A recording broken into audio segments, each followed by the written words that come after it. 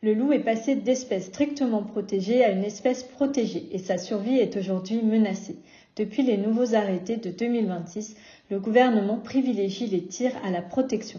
Maintenant, une simple autodéclaration de l'éleveur auprès du préfet suffit désormais pour obtenir une autorisation de tir sans obligation de prouver que les mesures de protection déclarées soient effectivement mises en place. Nous avons enquêté sur le terrain pour vérifier la véracité de ces autodéclarations et le constat est sans appel. Il existe un décalage flagrant entre la déclaration et la réalité. Prenons l'exemple d'un éleveur dans le 64. Dans sa déclaration, il affirme mettre en œuvre une surveillance renforcée des chiens de protection et des parcs intégralement électrifiés.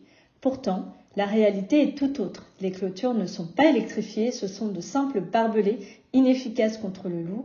Pas de chiens de troupeau visibles, il y a donc une absence totale de protection réelle. Ce n'est pas un cas isolé. 4 autres éleveurs qui ont obtenu des autorisations de tir dans le 64 déclarent tous les mêmes mesures de protection dites renforcées pour justifier leur tir. Mais sur place, nous retrouvons systématiquement les mêmes manquements, une protection aléatoire qui ne sert que de façade.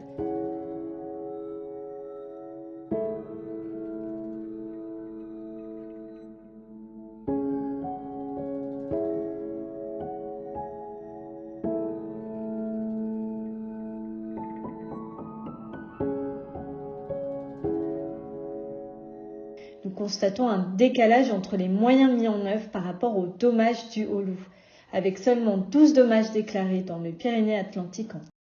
Ces tirs massifs mettent gravement en péril l'état de conservation locale du loup.